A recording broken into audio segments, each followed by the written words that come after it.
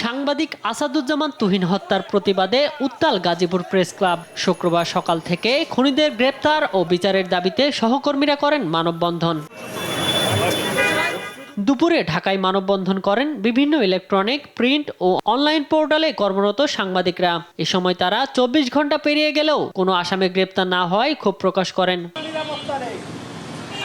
বিকেলে টাঙ্গাইলে বক্তারা অবিলম্বে জড়িতদের গ্রেপ্তার ও দৃষ্টান্তমূলক শাস্তির দাবি জানান। একই সঙ্গে সাংবাদিকদের নিরাপত্তা নিশ্চিতে সরকারকে কার্যকর পদক্ষেপ গ্রহণের দাবি জানান। বিষয়টা দুঃখজনক হলেও সত্য, কালকে যে ঘটনাটা ঘটেছে এটা বারবার ঘটুক, এটা আমরা চাই না। দ্রুত বিচারের আওতা আনা হোক বিষয়টা। অন্যায়কারীদের বিরুদ্ধে যখনই নিউজ করে তখনই তাদের শত্রু হয়ে যায়, যার ফলে হচ্ছে যে আমরা চাই না যে কোনো সাংবাদিকরা ভবিষ্যতে এই ধরনের নৃশংস হত্যাকাণ্ড এবং নির্যাতনের শিকার হোক।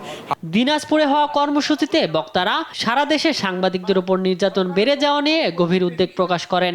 যে বেসিক্যালি আমাদের সাংবাদিকদের নির্দিষ্ট কোনো নীতিমালা না থাকার কারণে এটি কিন্তু আপনার প্রকৃত সাংবাদিক যারা সত্যিকার সাংবাদিকতা করে তারা কিন্তু অত্যন্ত বিপজ্জনক অবস্থায় রয়েছে।